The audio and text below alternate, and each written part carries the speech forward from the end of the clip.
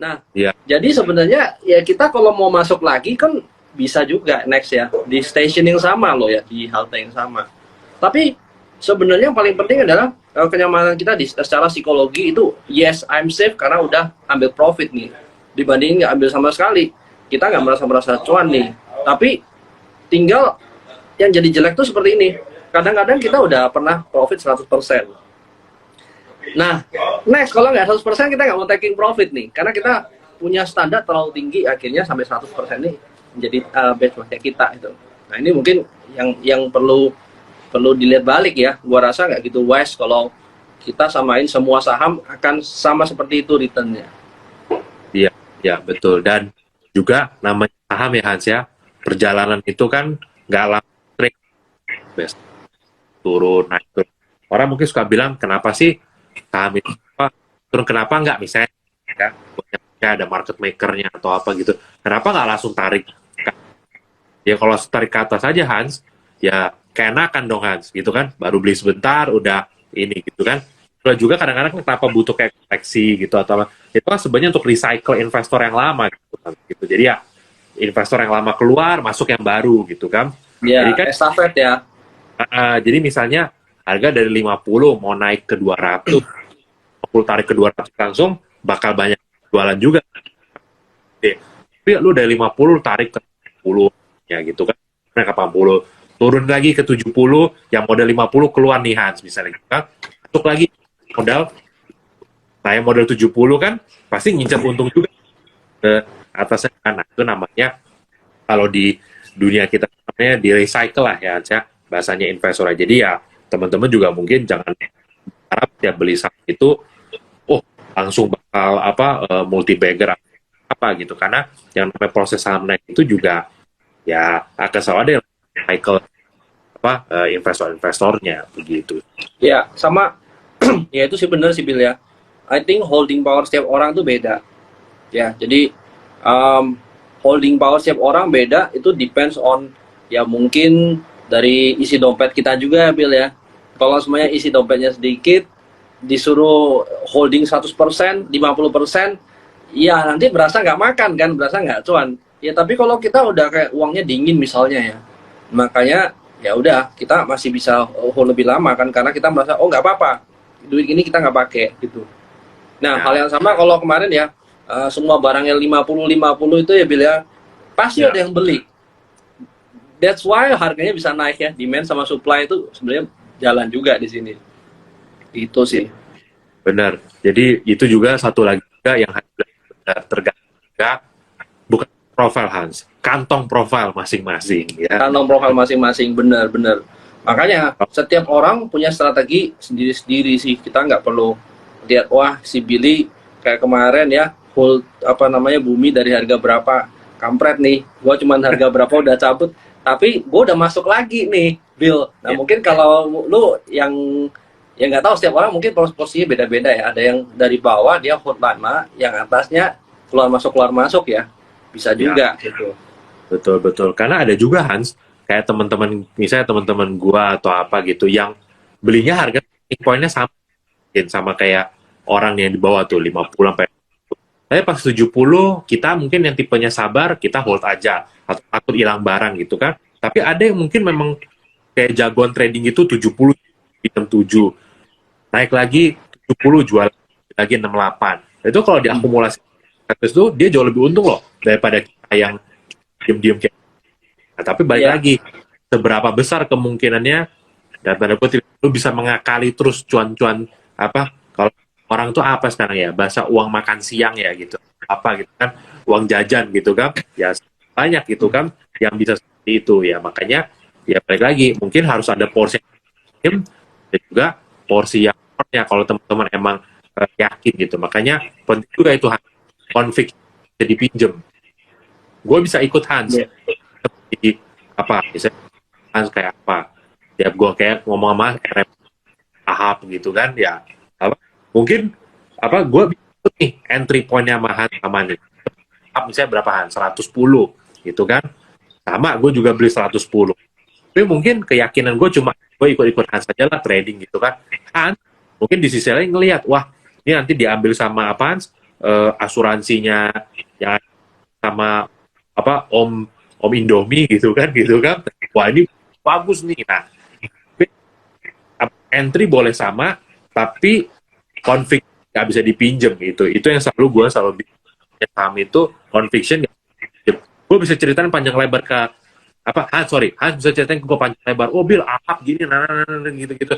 Tapi ya buat gue kayak ya gue sebenarnya I'm just here for a quick gain aja. Beda sama Hans yang pasti udah punya visinya tuh, oh gue mau apa ini atau ntar jadi market cap berapa gitu kan. Nah itulah ya, karena conviction beda-beda teman-teman, ya harus tahu pada di saham jangan cuma itu ya Hans ya denger apa ya bener. Karena kembali lagi size-nya kan beda Bill ya. Buat fun mungkin kalau trading di barang-barang yang kayak ahap itu kayak capek buat dia ya. Jadi dia punya porto jadi bisa kebanyakan ya gara-gara barangnya kecil-kecil. Tapi kalau seumpamanya kita bicara yang mungkin size-nya kita lebih kecil, kita mungkin comfortable karena kita bisa keluar masuk lebih cepat ya. Baik lagi market cap itu, makanya kalau kita ngeliat, loh kenapa kok BBCA itu ya udah nggak bisa kasih return besar, tapi selalu ada yang masuk ya. Ya karena dia liquid sih, ya teman-teman ya. Bukan masalah gain ya. Mereka mungkin lebih takut nggak bisa keluar sih. Nah itu sih yang jadi problem ya. Karena kalau semuanya kita, let's say, gua fund besar dan gua masuknya ke barang-barang kayak ahap, mungkin gue bisa barangnya buat dia naik ya. Tapi at some point kita mau keluar, kita mau jual ke siapa? Karena dia nggak liquid gitu kan. Apakah mau jual ke retail? Apalagi kalau jual ke retail, buying powernya retail mungkin nggak akan sebesar fund. Nah ini mungkin yang jadi pertimbangan juga sih itu. Oh itu betul banget ya. Kayak dulu gua di fund. Tapi memang ya itulah Bill. Memang kalau fund sih lebih takut nggak bisa keluar ya Bill ya. Makanya kalau orang yang gede ya, kalau kita lihat ya trading value yang besar-besar di tempatnya kita ya, iya bukan barangnya barang bumi yang dimainkan ya. Kecuali lately memang makanya bumi ya, karena memang lebih liquid ya. Tapi mereka tradingnya apa sih? Telkom lah, BBCA, BBRI itu udah paling gede sih. Ya, fund-fund besar juga tradingnya mungkin ke arah sana ya, Bill ya. Karena kapanpun keluar nggak ada masalah sih. Tapi kalau fund-fund kayak Hans, kayak Jogi ya, yang satu lot bagi dua itu ya kecil-kecil nggak apa gitu. Iya benar. Karena kalau fund kan tiap di redeem kayak gimana, kayak zaman dulu misalnya pas gue manajemen juga gitu kan, kita pikirin setiap sore dapat lapor yang redemption kita tuh jam 2 siang tuh udah berapa tuh kita udah tahu gitu. Oh yang bakal redemption 200M. Nah yang kita pikirin jual kan bukan barang small cap funds, yang kita pikir oh berapa banyak kita jual untuk memenuhi apa redemption ini kan ya, kita dapat subscription juga, yang pasti kita pikir yang pertama beli dulu barang-barang big cap, baru ya apa small cap atau medium cap kita suka. Iya benar. Jadi betul, balik lagi ya teman-teman bisa copy nanti bisa entry price, bisa copy exit price siapapun gitu ya, tapi yang nggak bisa dipinjam adalah itu ya hanya exit price ya.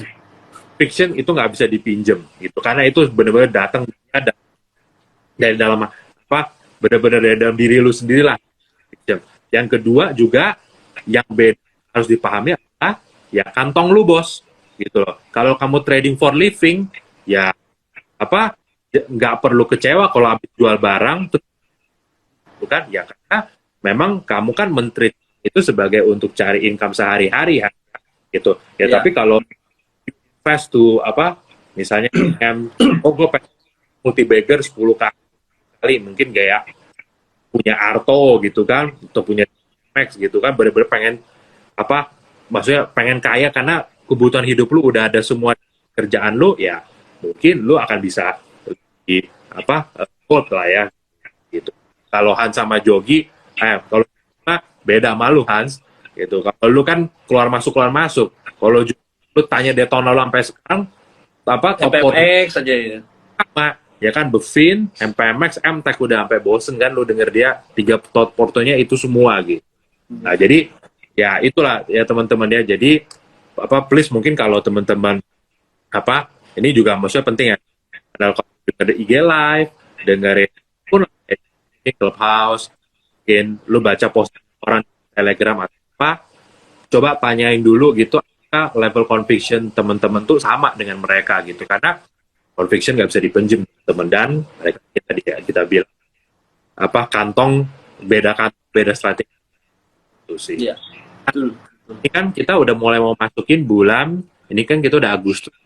Nah ini kan berarti bulan depan September nih dan Oktober. Nah memang kita tahu ya Hans ya, ini bukan bulan-bulan yang bisa dibilang friendly gitu ya. Agustus kita udah lewatin lumayan lah ya, not really bad lah ya, meskipun 2 hari ini agak turun. Nah tapi September ini bad. Seumur-umur gua di market, September tuh memang bulan yang tidak sesuai dengan lagunya lagunya siapa, lagunya Vina Panduwinata ya, Oh, Vina Panduwinata ya, itu tidak seperti itu. Kerjanya di September atau enggak memang Oktober gitu. Nah Hans, lu dengan kondisi kayak sekarang, maksudnya gini loh, lu kan udah tahu secara historically September Oktober itu biasa kurang favorable gitu ya, terutama mungkin September lah ya buat bilang gitu ya. Nah lu strateginya mulai dari sekarang, lu raise cash Hans, maksudnya nanti ya, mulai tanggal 1 apa gitu, apa lu akan pikir, udahlah, seasonality itu gue gak terlalu peduli, balik lagi kan, lu pikir day trade tiap hari, yang penting gue ambil aja gitu. Ya sebenarnya kalau kita ngomong ya Bill ya, waktu barang-barang turun tuh selalu ada yang naik ya, memang mungkin agak susah aja carinya ya. Nah mungkin ya kalau kamu lihat ya, itu teman-teman lihat yang IHSG memang udah pada di atas ya. Ya mungkin akan satu ya, mungkin kita gini deh, kalau kita mau tahu apa yang bakal terjadi, mungkin kita ngarang cerita dulu nih. Oke, IHSG di atas, kemungkinannya apa? Satu, misalnya kalau pakai technical double top kah? Atau kedua, kita berpikir dia ranging. Kalau ketiga, ya udah dia bakal stay di sini naik lagi. Nah, jadi 3 skenario ini udah ada di kepala dulu nih Bill. Kalau semuanya dia ranging, dan pilihan kita apa? Kalau dia turun, dan pilihan kita apa? Dan kalau dia naik, berarti sebenarnya nggak jadi masalah ya. Nah, justru kalau semuanya IHSG tinggi gini dan gue merasa ini udah nggak gitu comfortable nih untuk naik. Dan mungkin gue mainnya barang yang kecil-kecil ya, or barang-barang yang mau kita trading pun jangka waktunya lebih pendek gitu ya. Nah, semakin tinggi barang, semakin kecil atau semakin cepat sebenarnya kalau kita mau trading ya Bill ya. Kenapa? Ya kita bisa merasa upside-nya mungkin kita nggak tahu sampai mana, karena kalau kita udah lihat atapnya di mana. Ya, tapi kalau orang-orang yang buy on break itu, mereka malah seneng ngambil di atas, ya, which is sebenarnya nggak gitu nggak begitu sama dengan cara gue pikir sih Bill. Jadi gue lebih cari ya udah barang-barang yang masih turun atau yang pullback ya, yang risikonya lebih kecil. Nah itu yang gue ambil, karena waktu masuk sebenarnya pertimbangan gue risikonya berapa sih. Kalau gue masuk ini, seenggak-enggaknya kalau kita tahu resikonya, kita tahu SBB dapat berapa persen. Itu sih, lebih ke sana sih. Ya, betul. Kalau kita merasa kita marketnya lagi kurang nyaman, atau kayaknya di masa-masa yang kurang oke, sebenarnya kita tetap bisa pakai ilmu aja. Bedanya, harus ada adjustment di sana. Nah, contoh, misalnya lu bawa mobil Hans, kalau lagi nggak macet, gaspol, 100 km per jam juga nggak apa-apa gitu kan. Paling lu kena nol gitu kan. Tapi kalau lagi macet, lu tetap bisa ngebut nggak? Nah, nggak bisa kan Hans ya. Lu harus lebih slow. Tetap strategi teman-teman tuh sebenarnya masih bisa dipakai di kondisi pun, cuma harus di-adjust ya Hans, karena strategi itu nggak ada yang saklek bisa kita pakai. Sama kayak kalau market lagi bullish Hans, lu buy on breakout, lu pasti bisa flop. Tapi kalau copy kayak berapa bulan terakhir ini, atau misalnya kayak pas yang bulan Februari Maret kemarin, tapi udah lu akan selalu dikerjain ya gitu sih. Ya, itu tapi benar Bill ya. Jadi strategi apa tergantung kapan, itu sebenarnya lu bisa aja. Contoh kayak kemarin yang tadi yang lu bilang, selama lu di market biasa September Oktober kurang favorable ya.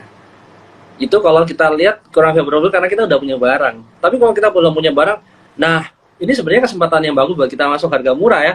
Nah kenapa? Kalau kita lihat ya mostly di September Oktober tuh waktunya bottom ya. Nah kalau bottom berarti siapa yang masuk untuk running sampai Januari atau Februari? Dan sebenarnya kalau kita mau tahu, kalau kita punya strategi buy on breakout, mungkin waktu dia di bawah berangkat dari low base naik ke atas itu mungkin waktu yang tepat sih. Nah, waktu nanti kita ngomong Februari, Maret, kita mau pakai strategi yang sama, mungkin enggak. Mungkin akan beda. Apalagi Mei ya. Mei, Juni itu biasanya udah drop ya. Nah, otomatis strateginya beda lagi. Nah, mungkin ya sedikit ini sih sharing seperti itu sih, Bill, menurut gue ya. Itu dari benar. kacamata yang trading ya, Bill ya. Betul, dan secara statistik juga mungkin buat investor yang long term, nah balik lagi, saya akan beda lagi profil. Buat investor yang long term, kalau ngelihat statistik ISG dari tahun 2000 sampai 2021 deh, coba deh, kalau kamu beli, ya mungkin gue nggak pakai saham lah, kita pakai patokan ISG ya, ISG tanggal 30 September di tahun yang berjalan, kalau lu misalnya beli ISG, lu hold sampai bulan April tahun depannya, which is berarti lu nge-hold berapa lama tuh? Lu nge-hold mungkin sekitar 7 bulan ya, itu bisa dibilang hasilnya hampir selalu positif. Nah, bukan berarti saham yang kita pegang pasti positif nih ya, tapi maksudnya apa? Berarti kondisi cenderung favorable nih Hans, dari akhir September sampai April cenderung favorable. Kayaknya gue pernah hitung dari tahun 2000 sampai sekarang, mungkin itu bisa dibilang merah mungkin 2 atau 3 kali Hans, periode yang itu. Sisanya Ya, itu semua hijau gitu. Nah, jadi itu satu periode yang mungkin favorable buat teman-teman yang mau buy on breakout gitu kan, dan yang mungkin mau lebih mungkin kalau yang margin Hans, maybe that's the best time kalau lu ya, mau pakai margin. Tapi kalau ya di sisa bulan yang lain ya mungkin bukan bulan yang mudah ya untuk cari cuan gitu. Nah sama, nah ini Hans, juga gue perhatiin ada something yang interesting ya di market juga ya. Ini kalau lihat nih barusan data Amerika keluar sebentar. Ini gue lihat PMI-nya Amerika semua nih ya, gitu ya, di bawah ekspektasi semua, malah di bawah semua. Flash composite 45, service 44 ya. Nah ini jelek, tapi yang lucu komoditi malah naik dan future-nya malah hijau nih,